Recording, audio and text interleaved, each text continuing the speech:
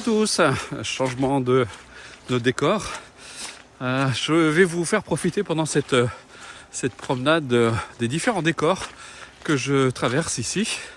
Alors comme toujours, je suis toujours tout près de chez moi, près de mon village. Je ne vous donnerai pas le nom. Et c'est toujours en pente. Alors j'en profite. Alors d'abord, on va aborder un sujet pour lequel je suis souvent sollicité. C'est comment faire face aux situations difficiles. Alors on va voir, c'est très précis parce que même si vous n'êtes pas dans une situation difficile, c'est quelque chose qui peut vraiment beaucoup vous aider, vous apporter. Et puis je vais aborder un autre sujet. Parce que j'ai eu quelques remarques sur des vidéos des gens qui ne pouvaient pas s'empêcher. Ouais, vous avez l'air essoufflé, vous devriez aller voir un médecin, etc. Alors d'abord, il faut savoir, c'est que je suis dans un lieu de montagne. Donc ici, il y a des pentes pratiquement à 20%. Alors essayez de tenir une caméra à bout de bras, de tenir le crachoir et de grimper la côte en même temps. Je doute que vous ne soyez pas essoufflé. Donc j'en profite et je dirais à ces personnes, qu'est-ce que vous regardez? Est-ce que vous regardez la flamme ou la lampe? C'est rigolo parce que les gens ont tendance à toujours à critiquer la forme et pas regarder le fond. Et je trouve ça un petit peu dommage parce qu'il y a des gens qui m'ont carrément dit ouais, je viens plus. C'est pas agréable. Et je rappelle que ce sont des balades. Des balades où vous baladez avec moi. Si vous étiez à côté de moi, je vous parlerai comme ça. Mais en général, quand j'allume la caméra, j'ai déjà marché un petit peu. Et ça grimpe, il faut vraiment pour trouver un terrain plat, ou alors je peux toujours le faire en descente, vous me direz. Mais je prends la caméra quand j'ai l'inspiration. Donc voilà. Alors est-ce que vous êtes superficiel ou profond? Alors j'en profite aussi. J'ai complètement oublié dans les précédentes vidéos. Si vous voulez recevoir les notifications, si vous êtes sur YouTube, eh bien alors attendez, normalement c'est alors ça dépend comment la caméra est positionnée, je sais plus. En tout cas, c'est à droite de l'écran tout en bas. Vous cliquez, vous vous abonnez à la chaîne, comme ça vous serez informé. Et puis si vous êtes sur Facebook, vous allez tout en haut de la page et vous vous abonnez à la page tout simplement. Voilà. Alors, les situations difficiles, on en rencontre tous. Alors certainement ceux qui ont déjà une certaine expérience de vie, vous savez de quoi je parle. Les plus jeunes, peut-être que vous en avez déjà vécu pas mal. Je n'oublierai jamais une phrase très importante sur laquelle je vais revenir d'Aldous Huxley, qui m'a beaucoup aidé justement dans les moments difficiles, où il disait « L'expérience, c'est pas ce qui vous arrive, c'est ce que vous faites de ce qui vous arrive. » Alors dans les situations difficiles, il faut considérer plusieurs choses. Il y a l'avant, il y a pendant et il y a après. Qu'est-ce que je veux dire par là? D'abord, la première chose à considérer, c'est que personne ne sait ce qui lui attend, ce qu'il attend au coin du chemin, au prochain tournant. Personne n'est à l'abri. Alors on vit parce que des fois on s'installe quand c'est positif, et c'est pour ça que les bouddhistes disent ils se méfient plus du positif que du négatif, parce que quand tout est positif, tout va bien, on relâche nos efforts, on ne fait plus attention, et puis quoique, un pépin qu'on n'a pas vu venir, un échec, notre copain ou notre copine qui nous quitte, on perd notre entreprise, on est licencié, puis comme souvent les gens disent, je m'y attendais pas du tout, et c'est vrai. Les gens s'y attendent pas du tout parce que je pense qu'il y a un déni dans notre culture par rapport à la souffrance. On a très peur de souffrir. On ne veut pas entendre parler des coups durs. On ne veut pas entendre parler des difficultés. Et pourtant, ça fait partie de la vie. Alors le problème, c'est que les gens se disent, voilà, c'est un malheur. Non, c'est pas un malheur. C'est un parcours. C'est sur votre parcours. De la même manière, là, vous voyez, je me balade sur le chemin. Il peut y avoir des ornières. Il peut y avoir toutes sortes d'obstacles qui se dressent sur le chemin. C'est sur le chemin. Ça fait partie de votre histoire. Et selon votre histoire, selon la représentation mentale que vous avez de vous, des autres, de la vie, qui malheureusement souvent vous échappe, eh bien vous allez avoir des obstacles qui seront en rapport. Si vous avez la peur de l'échec, si vous souffrez de la peur de l'abandon, mais tout ça peut être ignoré complètement par la conscience. Mais ça, c'est un autre sujet. Le but, c'est pas de vous parler du déni. Donc, il y a avant, donc on n'a pas de souci, on se pose pas de questions, jusqu'à ce qu'il y ait une tuile qui nous tombe sur la tête. Moi j'ai eu tellement de tuiles, alors pour ceux qui ne me connaissent pas, je vous invite, c'est juste une proposition, parce qu'il y en a encore qui vont m'écrire, ils vont me dire « Ouais, c'est pour vendre vos livres et tout ça ». Non, j'ai écrit un livre qui s'appelle « Quand la vague réalise quel est l'océan » et où je parle de mon parcours. C'est pas une autobiographie, c'est plus un témoignage, justement, de ce que j'ai vécu, mais aussi comment je l'ai transformé, de toute la rencontre avec ces sages que j'ai eu le bonheur de rencontrer, comment j'ai pu moi aussi transformer ma vie. Donc j'essaie d'en faire profiter d'autres personnes comme je vous en fais profiter ici sur cette vidéo. Donc l'avant, c'est important, c'est un peu comme... moi je fais du jardinage, j'adore le jardinage. Et en ce moment, vous voyez, on est encore en hiver, mais on peut préparer le jardin. Moi je crée des buttes auto-fertiles. Et ce qui est extraordinaire, c'est juste une petite parenthèse, vous avez tout dans la nature, c'est extraordinaire. Moi je mets jamais de pesticides, jamais d'herbicides, rien du tout. Et j'ai pas d'herbe grâce aux buttes auto-fertiles notamment. C'est quelque chose d'extraordinaire. Et vous trouvez tout dans la nature pour créer ça. Et vous avez des plantations absolument super. Moi j'ai découvert ça d'ailleurs il n'y a pas très longtemps. Et je trouve ça absolument fantastique. Ça c'est juste une petite parenthèse. Donc on prépare le terrain. Et les gens ne veulent pas en entendre parler. Le problème, comme disait Howard Cutler, est-ce que ça vous viendrait à l'idée de planter un arbre pendant la tempête ? Ben non. Le problème, c'est quand la tempête arrive et que vous n'êtes pas préparé, eh bien, vous êtes complètement déraciné. C'est pour ça que vous avez l'impression de perdre pied, de perdre vos repères, de plus savoir où vous en êtes, parce que vous avez été tout simplement déstabilisé. Et si vous êtes déstabilisé, c'est tout simplement parce que vous n'êtes pas stable. Vous n'êtes pas stable. Et la stabilité, ça s'acquiert et c'est là où la pratique joue un rôle très important. Donc profitez vraiment des périodes de beau temps, pas forcément pour vous préparer au coup dur, mais déjà aussi pour bien vivre votre vie. Mais ça va vous donner justement de bonnes racines. Quand je parle de la pratique, évidemment, je parle de la pratique de la méditation et de toutes les pratiques annexes qui peuvent vous aider dans votre recherche. Et c'est pour ça, par exemple, les gens qui viennent chez moi en stage, le but c'est vraiment de réunir toutes les causes et les conditions qui vont leur permettre justement de se faire vraiment des racines profondes, de réaliser ce qu'ils sont par nature, de prendre conscience de leur potentiel, de leur richesse, de leur capacité. Et ça ne veut pas dire qu'ils vont être épargnés par les coups durs, ça veut dire qu'ils sont équipés. Et quand vous passez 4, 5 jours, voire plus, une semaine, 10 jours, dans un contexte comme celui-là, je peux vous assurer que vous repartez non seulement regonflé à bollock, mais équipé pour avancer dans la vie. Malheureusement, les gens, justement, ils ne s'équipent pas, ils pensent que tout va aller très bien, ils se contentent de réaliser leurs désirs, voilà, ils ont plein de rêves, c'est très bien d'avoir des rêves, c'est pas la question, mais on peut présager de rien.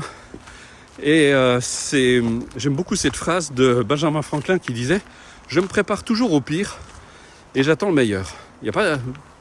Tout récemment, j'ai discuté avec une amie qui me disait quand elle a eu ses enfants au début, elle était traversée par la peur de les perdre. Elle me s'est dit, mais comment je vais faire ? Parce qu'ils sont tout petits, ils sont tout jeunes. Et puis un jour, elle a pris le temps, elle a pris le temps de méditer sur ce qui pouvait arriver de pire, c'était de perdre ses enfants. Évidemment, comme tous les parents, je pense. Mais elle dit, je ne pourrais pas l'empêcher. Ça peut arriver. Je ne suis pas à l'abri justement de ce genre de coup dur. Alors le problème c'est que les gens ne veulent pas aborder le sujet parce qu'ils se disent ouais mais ça pourrait bien favoriser. Mais non, vous n'avez pas autant de pouvoir que ça. C'est pas parce que vous y pensez que ça va vous arriver. C'est quand vous le nourrissez, là oui ça pourrait vous arriver. Mais là c'est pas du tout pareil. Ça l'a aidé à accepter. Elle m'a dit ça peut faire partie de ma vie, ça peut faire partie de mon parcours. Et je pourrais bien avoir. Et c'est extraordinaire parce qu'elle a un rapport avec ses enfants, je trouve très sain parce qu'elle a beaucoup de recul, elle les étouffe pas, elle les laisse vivre leur vie et je trouve ça absolument fantastique. Donc ça c'est vraiment une belle leçon. Et quand je faisais des préparations aux examens aussi, parce que j'intervenais dans les écoles, et je demandais toujours aux élèves, au lieu de leur dire bon vous allez réussir, il n'y a pas de souci, etc. Non, je leur disais qu'est-ce que vous redoutez le pire qui pourrait vous arriver ? Et donc les élèves notaient tout ça. Et je disais maintenant que vous êtes dans une période de tranquillité, de calme, eh bien demandez-vous quelle réponse vous pourriez donner à ce genre de situation si ça arrivait. Eh bien vous pouvez faire pareil. Prenez du temps, vous allez dire oui mais peut-être que ça arrivera jamais, peut-être, je vous le souhaite. Mais prenez le temps de vous poser la question, qu'est-ce que vous redoutez le pire qui pourrait vous arriver ? Et d'ailleurs si vous y pensez que c'est forcément quelque chose que vous redoutez, donc qui existe au fond de vous, et que vous refoulez, dont vous ne voulez pas entendre parler. Eh bien, profitez que vous allez bien pour vous dire, voilà, ça pourrait arriver. Et quelle réponse je donnerais à cette situation si ça arrivait ?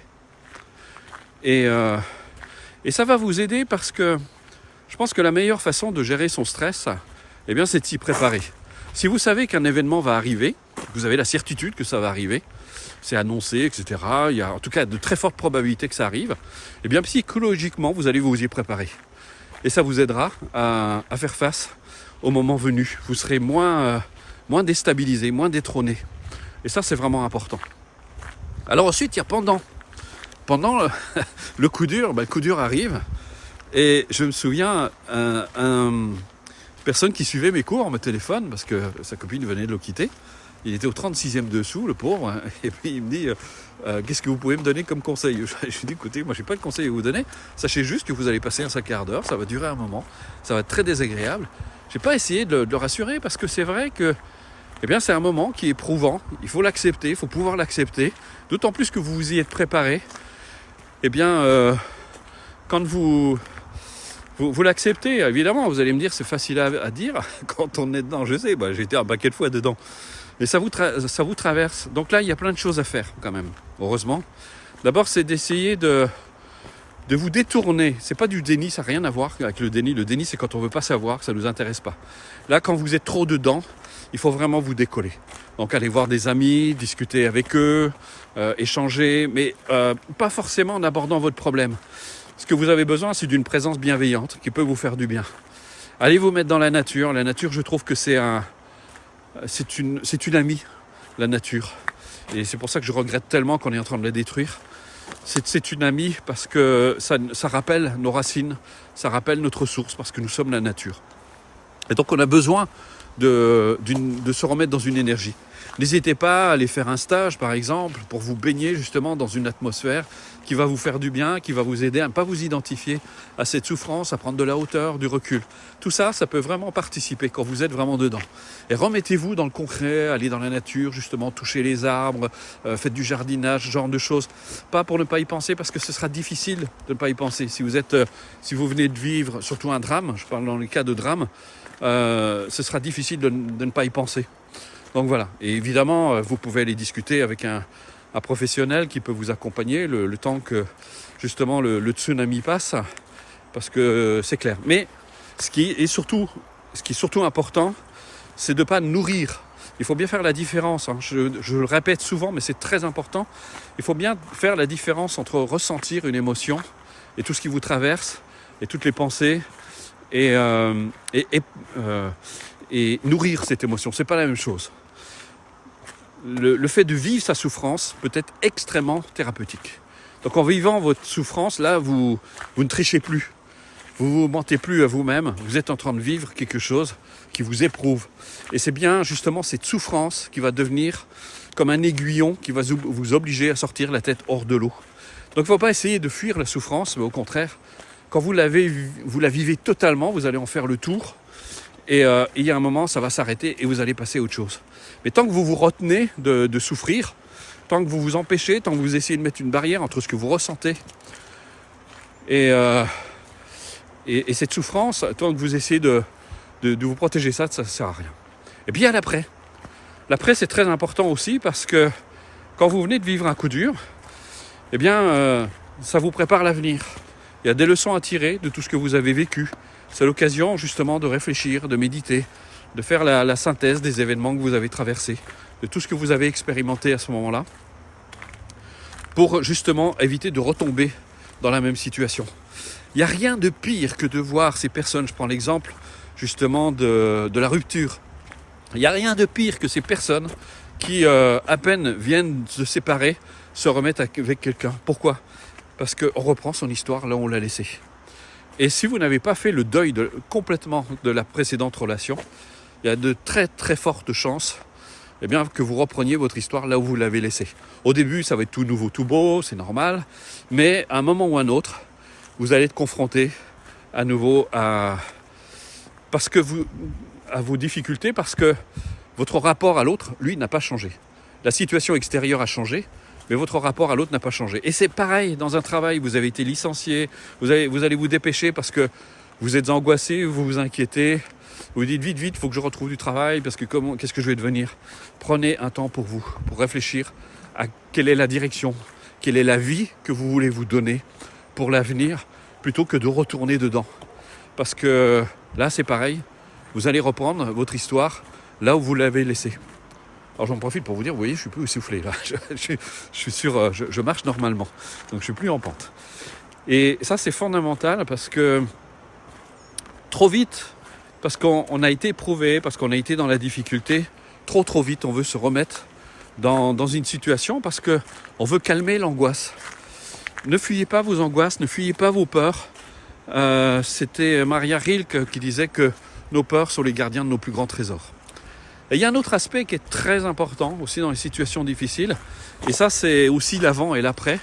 Ce qui est très important, c'est de prendre conscience que vous n'êtes pas démunis, que vous avez des ressources, vous avez des capacités en vous sur lesquelles vous pouvez compter. Mais vous ne pouvez compter dessus que dans la mesure où vous les reconnaissez. Et ça, vous ne pouvez le réaliser que si vous avez entrepris une démarche qui va vous aider à prendre conscience justement de vos capacités et de vos ressources. Sans ça, c'est impossible. Donc, toute votre vie, en fait, c'est un entraînement. Votre vie est un entraînement. Votre vie, c'est un entraînement de l'esprit. C'est une, je ne sais plus qui disait, nous sommes dans une grande école et la vie est notre professeur. Donc, apprenez de tout.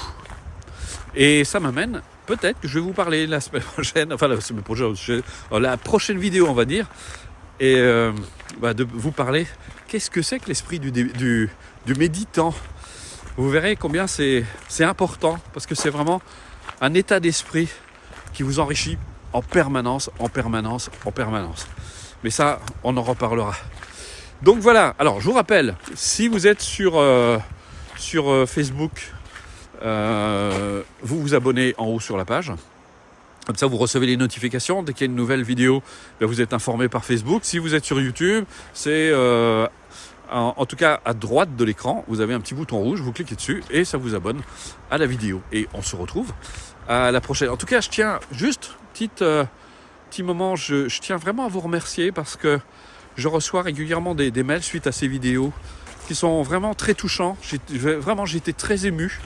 Je trouve ça fantastique parce que d'abord je vois que ça vous aide, et c'est le but, c'est l'idée. Et puis comme je vous l'ai dit, c'est sans contrepartie, c'est juste, moi je me muscle les bras parce que je tiens la caméra à bout de bras et puis je marche et ça me fait du bien parce que ça me fait de l'exercice. J'adore marcher, j'adore la nature, donc pour moi c'est un vrai plaisir que je partage avec vous. Moi j'aimerais d'ailleurs à l'occasion, mais c'est ce qu'on fait d'ailleurs dans les retraites, si vous avez l'occasion de venir dans un stage, on fait des balades, on fait des sorties, et puis moi, c'est un plaisir fou de me promener avec des amis et de partager tout ça ensemble, parce que c'est des moments magnifiques. En tout cas, n'oubliez pas, vous n'êtes pas ce que vous croyez, vous êtes beaucoup plus que ça, vous avez vraiment des ressources superbes, et je pense que si les gens prenaient conscience vraiment de ça, ça changerait l'univers.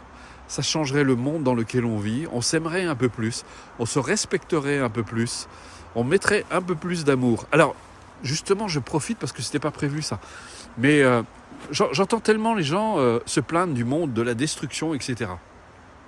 Et c'est vrai, moi je suis le premier horrifié, je trouve ça terrible. Mais justement, c'est le moment de mettre de l'amour dans ce monde. Les gens disent, il n'y a pas d'amour. N'attendez pas qu'on vous donne de l'amour, donnez de l'amour, créez de l'amour, générez de l'amour en vous, dans votre cœur. Parce que justement, c'est ce dont le monde a le plus besoin. Mettez de l'amour. Même si des fois, votre colère vient vous trahir, vous donne de bonnes raisons de détester les autres ou de vous détester vous-même, parce que parfois on se déteste soi-même, eh bien essayez de revenir très vite, le plus vite possible justement à cette bienveillance, à cette compassion. Et puis mettez ça dans le monde. Il en a vraiment besoin. Voilà. Et si vous avez... il y a des gens qui sont vraiment méprisables, parce qu'ils se méprisent eux-mêmes en premier, eh bien, essayez de prendre le contre-pied, même si c'est pas facile, c'est justement une occasion de relever un défi. Eh bien, souhaitez-leur justement de trouver la sérénité, de trouver la voie de la réconciliation et du bonheur, parce qu'une personne heureuse ne détruit pas. Elle construit, elle crée, elle génère du bonheur autour d'elle. Voilà, à la prochaine, au revoir. C'est la deuxième retraite que je fais. Le lieu ici est magnifique, on a une nature extraordinaire, on a une maison qui est superbe, mais avant tout on a Bruno, Nathalie, Loïc, et puis nous tous là, ou tous.